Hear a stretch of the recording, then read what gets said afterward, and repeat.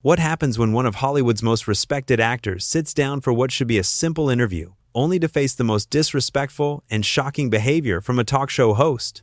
In just 42 seconds, Piers Morgan would say something so outrageous, so completely out of line, that it would destroy his reputation and send George Clooney storming off the set in disgust. George Clooney walked into the studio that evening with his usual calm confidence. He had done hundreds of interviews before. This was supposed to be routine, a quick chat about his new film, maybe some light banter about his humanitarian work. Nothing complicated. But from the moment he sat down, something felt different.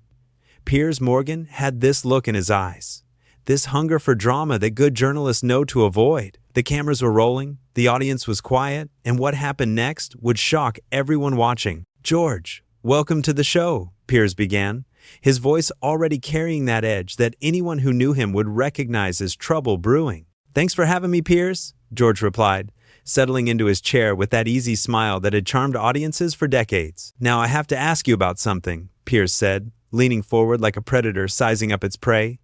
"Your wife, Amal, beautiful woman, brilliant lawyer. But tell me, George, do you ever feel intimidated by her intelligence?" George's eyebrows raised slightly. It was an odd question, but not completely inappropriate. "Intimidated? No, Piers. I'm inspired by her every day. She's fighting for human rights around the world. I'm lucky to be married to someone so passionate about making a difference." Right, Piers nodded, but there was something calculating in his expression. "But surely there must be moments when you feel, well, emasculated by having such a powerful woman telling you what to do." The temperature in the room seemed to drop. George's smile faded just a bit.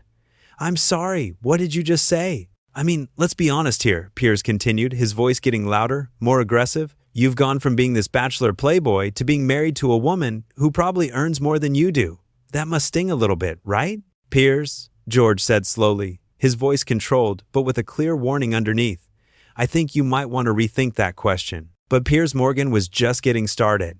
He had that look of someone who thought he was being clever, who believed he was pushing boundaries for good television. He had no idea he was about to cross a line that would end his career. "Come on, George, we're all friends here," Piers said with a laugh that sounded more like a bark.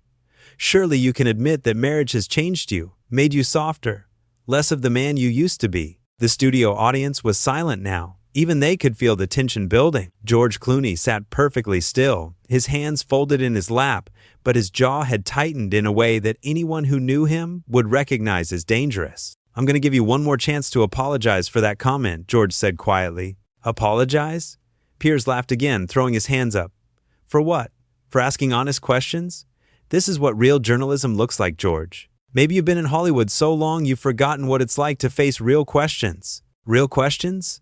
George's voice was still calm, but there was steel underneath it now.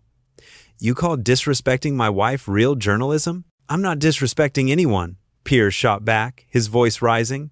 "I'm just pointing out the obvious. You used to be George Clooney, the movie star. Now you're just Amal Clooney's husband who tags along to her important meetings." That was it. The moment everything changed, George stood up slowly, his eyes never leaving Piers's face. The entire studio held its breath. "You know what, Piers?" George said, his voice deadly quiet. "I've met a lot of people in my life.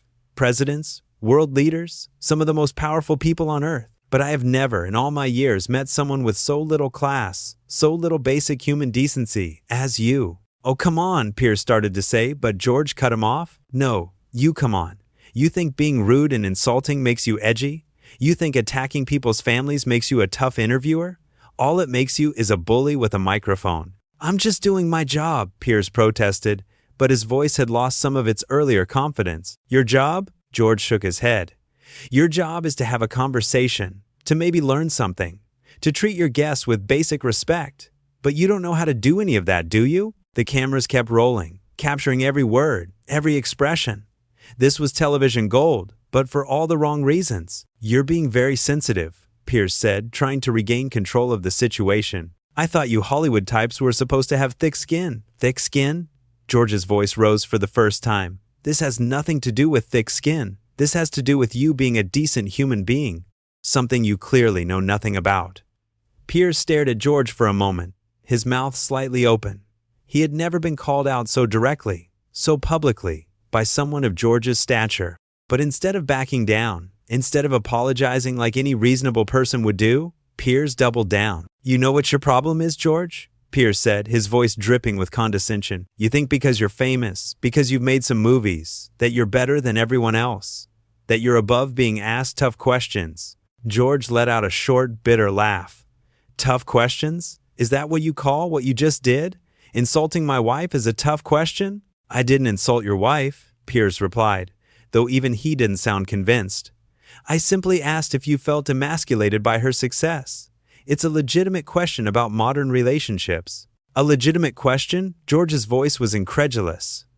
"You said I was less of a man because I married someone successful. You called me her tag-along husband. How exactly is that legitimate?" The studio audience was shifting uncomfortably in their seats. This wasn't the entertainment they had signed up for. This was painful to watch. "Look, George," Piers said, trying to sound reasonable but failing completely.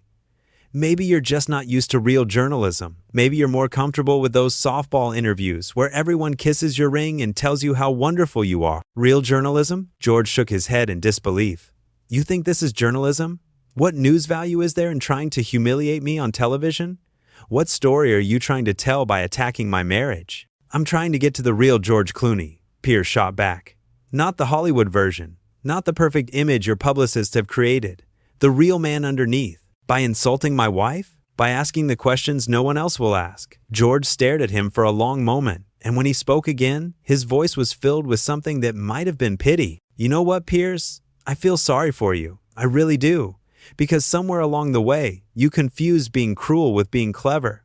You confused attacking people with asking hard questions. And that's not journalism. That's just sad." Piers' face was turning red now. He wasn't used to being spoken to like this, especially not on his own show, in front of his own audience. "Don't you dare feel sorry for me," he snapped. "I don't need sympathy from some washed-up actor who thinks he's saving the world." "Washed up?" George raised an eyebrow. "Is that the best you can do? You haven't had a hit movie in years," Piers continued, his voice getting nastier by the second. "You spend all your time playing dress-up at fancy charity events, pretending you matter. But at the end of the day, you're just another Hollywood has-been who married up to stay relevant." The studio fell dead silent. Even the camera operators looked uncomfortable. This had gone way beyond inappropriate.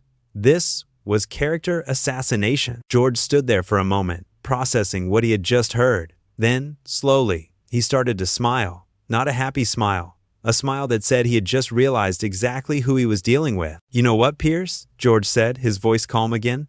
"I came here tonight thinking I was going to have a conversation with a professional, someone who might actually be interested in talking about the work I do, the causes I support, maybe even the movies I make. I thought I was talking to a journalist." "You are talking to a journalist," Piers insisted. "No." George shook his head. "I'm talking to a man so desperate for attention, so hungry for ratings, that he'll say anything, attack anyone, just to get people to notice him. And that's not journalism, that's just pathetic." "How dare you?" Piers sputtered, rising from his chair. "How dare I what?" George asked. "Tell the truth? Point out that you've spent this entire interview trying to tear me down instead of having an actual conversation? That you've insulted my wife, my career, my character, all because you think it makes for good television?" "It does make for good television," Piers shot back. "No," George said firmly. "Good television is when people connect, when they learn something, when they have a real conversation about things that matter. This isn't good television. This is a train wreck, and you're the one driving the train." Piers was breathing heavily now, his face flushed with anger and embarrassment. He could feel control of the situation slipping away from him completely. "You think you're so much better than me," he said, his voice shaking slightly. "You and your perfect life, and your perfect wife, and your perfect causes. Well, let me tell you something, George. You're not perfect. You're just another Hollywood phony who married a lawyer to make yourself look important." George stared at him for a long moment, then slowly started unbuttoning his microphone. "What are you doing?" Piers asked, suddenly looking panicked. "I'm leaving," George said simply, "because this isn't an interview anymore. This is just you having a public breakdown, and I don't need to be part of it." "You can't leave," Piers said desperately. "We're in the middle of a show. Watch me," George replied, pulling off his microphone and setting it on the chair. "If you walk out of here," Piers called after him, his voice getting higher and more desperate, "everyone will know you couldn't handle a real interview. They'll know you ran away when things got tough." George stopped and turned back to face him one last time. "Piers," he said quietly, If you think this was a real interview, if you think what you did here tonight was professional or appropriate or anything other than a complete embarrassment, then you're even more deluded than I thought." And with that, George turned and started walking toward the exit. But Piers wasn't done. He couldn't let it end like this. His ego, his desperate need to have the last word, wouldn't allow it. "Running away, George?" Piers called out, his voice echoing through the stunned studio.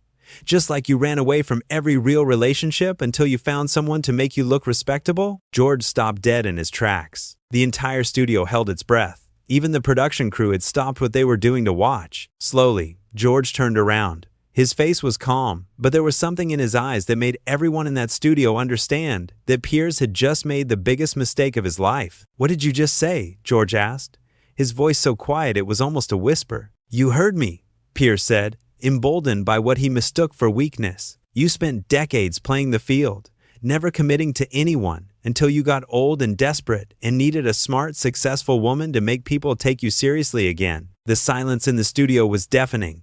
Nobody moved. Nobody breathed. George walked back toward the desk, but he didn't sit down.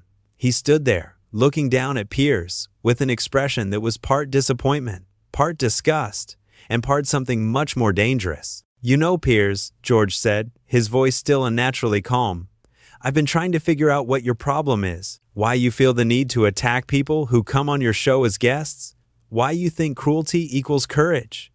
And I think I finally understand." "Oh, please," Piers scoffed, but his voice cracked slightly. "Enlighten me." "You're jealous," George said simply. Piers laughed, but it sounded forced and hollow. "Jealous? Of what?" "Of everything," George replied. "Of the fact that I've built a career based on respect rather than controversy. Of the fact that I married someone I love rather than someone who could boost my image.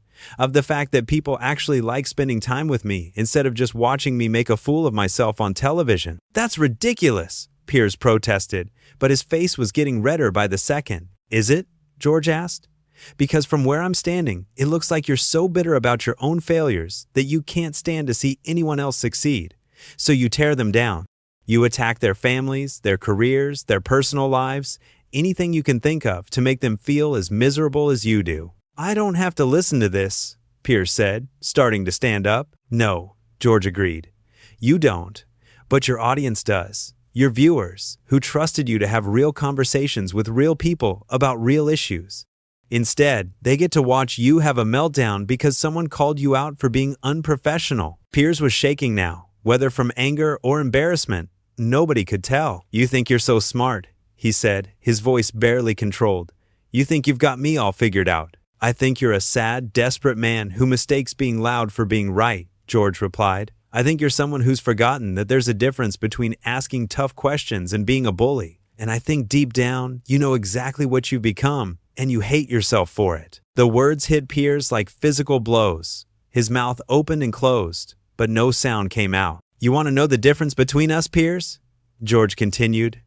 "When I go home tonight, I'll be proud of how I handled this situation. I'll be able to look my wife in the eye and know that I defended her honor and treated you with more respect than you deserved. Can you say the same? When you go home tonight, will you be proud of what you did here?" Piers just stared at him, his face a mixture of rage and shame. "I didn't think so," George said quietly. "And that's the real tragedy here. Not that you attacked me or insulted my wife. The tragedy is that you've become someone even you can't respect." With that, George turned and walked toward the exit again. This time, Piers didn't try to stop him with words. Instead, in a final act of desperation and fury, he did something that would haunt him for the rest of his career. "Security!" Piers shouted suddenly.